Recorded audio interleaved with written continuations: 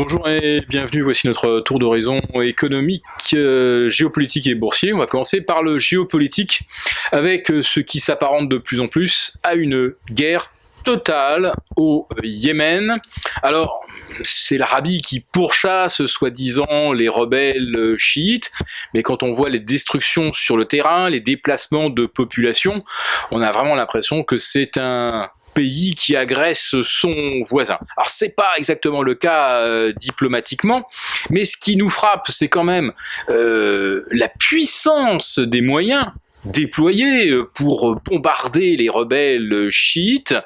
On se dit que si de tels moyens avaient été déployés au nord de l'Irak, Daesh aurait déjà été écrasés, car les rebelles au Yémen, eux, peuvent courir d'un abri à l'autre, alors qu'en plein désert irakien, il n'y a nulle part où se cacher. Je referme cette parenthèse pour en revenir au pétrole.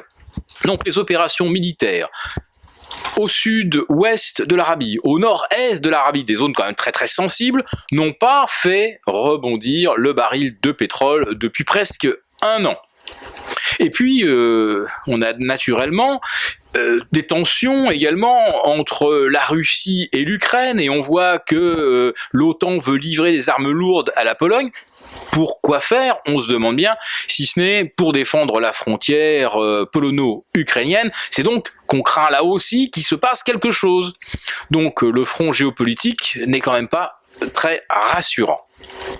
Mais hier, on a assisté à l'une des plus fortes hausses, si ce n'est la plus forte hausse du baril de pétrole en une séance à New York, avec une envolée de plus 10%, à 42,30, on était à 38 quelques heures plus tôt, on n'a jamais vu ça depuis avril 2008 de mémoire.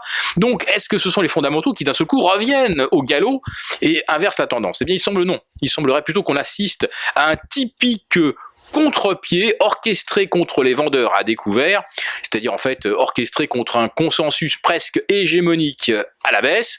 Une fois que les vendeurs se seront rachetés, alors jusqu'où vont-ils payer? Peut-être 45.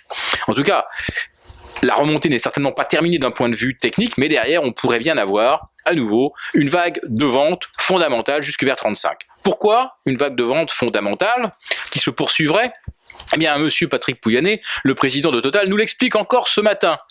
Il y a des stocks excédentaires très importants à résorber et il y a toujours une production largement excédentaire et qui pourrait le devenir encore plus avec le retour de l'Iran sur le marché.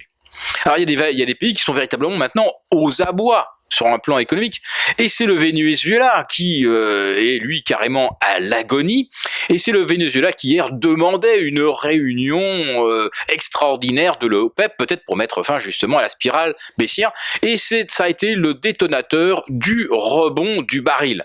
Donc voilà, c'est un fait tout à fait ponctuel et politique, mais fondamentalement, n'attendons pas un rebond puissant du pétrole à court terme. Autrement dit, si vous aviez mis un ticket sur quelques parapétrolières au plus bas, sur Morel et Prom aux alentours de 4,20, sur CGG Veritas aux alentours de 3,90, eh bien, après des rebonds de 15%, 15 à 20%, ça vaut peut-être le coup effectivement de prendre quelques bénéfices.